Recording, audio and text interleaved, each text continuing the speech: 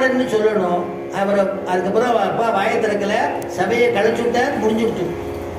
ருக்மிக்கு ரொம்ப வருத்தம், ருக்மிணி ரொம்ப வருத்தப்படுறா. கிருஷ்ணனை என்ன காரணமா வேண்டான்னு சொன்னான்னு விசாரிச்சா. அவன் சொன்ன ஒரே காரணம் கிருஷ்ணன் திருடன்ட்டான். கிருஷ்ணன் திருடன்னா எல்லாம் தெரிஞ்சுக்குமே, எல்லாம் தெரிஞ்ச விஷயம் தானே. பாகவதாலே சொல்றா இல்லையா, ததி சோரம் கிருத சோரம் ஐயங்கவீன சோரம். ததி சோரம், தயிர திருடக்கூடியவன், நெய்யை திருடக்கூடியவன், வெண்ணெயை திருடக்கூடியவன். அது மட்டும் இல்லாம நம்ம போல மனசை திருடக்கூடியவனா. அபிமன் மானச சோரம், நம்முடைய மனசை திருடிடுவான். அண்ணாவுடைய ராஜகோபால சேவிச்சேன்னா அப்படியே சேவிச்சுட்டே இருக்க வேண்டியதான். ரங்கநாதனை சேவிச்சேன்னா சேவிச்சுட்டே இருக்க வேண்டியதான். ஆனா காட்டணும். தனுர்தாசன் ஒருத்தர் இருந்தார். இதே ஸ்ரீரங்கத்துல பெரிய மல்யுத்த வீரர். திருச்சியில மல்யுத்தம் எல்லாம் பண்ணினாலும் எல்லாரையும் ஜெயிச்சுட்டு அவ ஆத்துக்கு கிரகத்துக்கு போறதே ஸ்ரீரங்கம் ராமானுஜருடையதான ஆசிரமம் வழியாட்டு, அப்படிதான் வாசல் வழியாட்டு போனாராம். போகும்போது பார்த்தா ஒரு ஸ்திரீக்கு கொடை பிடிச்சுட்டே பின்னாடி கைகரியம் பண்ணிட்டே போனாராம். ராமானுஜர் சிஷ்யாள் பார்த்தா, ராமானுஜர்கிட்ட காமிச்சா, சிஷ்யாள்லாம் சிரிச்சா.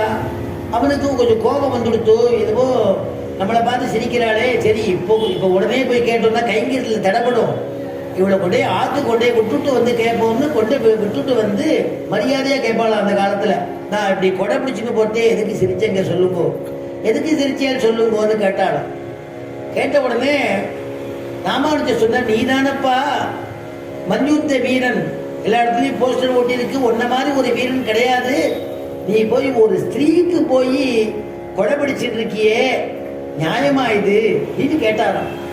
கேட்ட உடனே அவன் சொன்னானா, இவ்வளவு வலிமை அத்தனை பேரையும் நான் வென்றிருக்கேன்னா காரணம் அவளுடைய கண்ணழகு, அவள் கண்ணை பார்த்தா எனக்கு வீரம் வந்துடும்னாராம். உடனே ராமானுஜர் சொன்னாராம், அவருடைய கண்ணை பார்த்தா வீரம் வந்துடும் சொல்றையே, அப்படி என்னப்பா இருக்கு அவளுடைய கண்ணு இல்லைன்னாலும், அவள் கண்ணு அழகி, அவளுடையதான மீனலோச்சனம் சொல்றா இல்லையா, அவ்வளவு அழகு. அந்த கண்ணை பார்த்தா நான் எல்லாத்தையும் மறந்துடுவேன். எம்பெருமானார் சொன்னாராம், அந்த கண்ணை விட ஒரு அழகான கண்ணை நான் உனக்கு காண்பிச்சுட்டேன்னா அதுக்கு நீ என்ன சொல்றன்னு கேட்டாராம். உடனே அந்த அந்த அந்த மல்யுத்த வீரன் சொன்னா, அந்த காண்பிச்சவரை விட அந்த யாரை நீங்க காண்பிக்கிறீர்களோ அவரை விடுங்கோ, காண்பிச்ச உங்களிடத்துல நான் தாசனாக கைங்கரியம் பண்ணுவேன். அப்படியா? உடனே என்னோட வாழ்ந்தாராம், கை கட்டி வாய் போத்தி சிஷ்யனாக வந்தாராம்.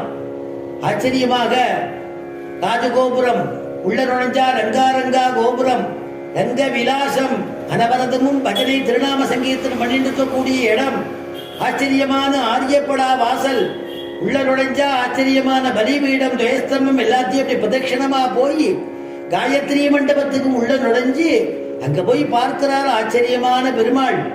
அச்சகால் அப்படி திறந்த உடனே சொல்றா இல்லையா, கௌசல்யா சுப்ரஜா நாம பூர்வா சந்தியா பிரவர்த்ததே உத்திஷ்ட நரசார்தூல கர்த்தவ்யம் தெய்வமான்மிகம் கதிரவன் குணதிசை சிகரம் வந்தனைந்தான் கணையிருள் அகன்றது காளையம் பொழுதாய் மதுவிரிந்தொழுகின மாமலரெல்லாம்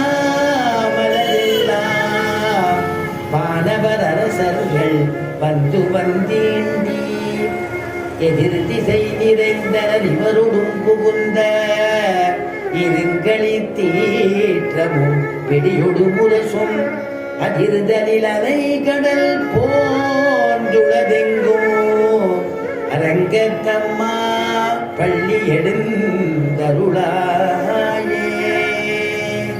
அப்படின்னா அந்த அச்சகால் அப்படி சுப்பிரபாதம் பண்ணின உடனே ஆச்சரியமாக பெருமாள் செயலிச்சிட்டு இருக்காராம். குணதிசை முடியை வைத்து குணதிசை பாதம் நீட்டி வடதிசை பின்பு காட்டி தென்திசை இலங்கை நோக்கி கடல் நிற கடவுள் எந்தை அரவணை துயிலுமா கண்டு உடலென குறுகுமாலோ என் செய்கேன் உலகத்தீரே என் செய்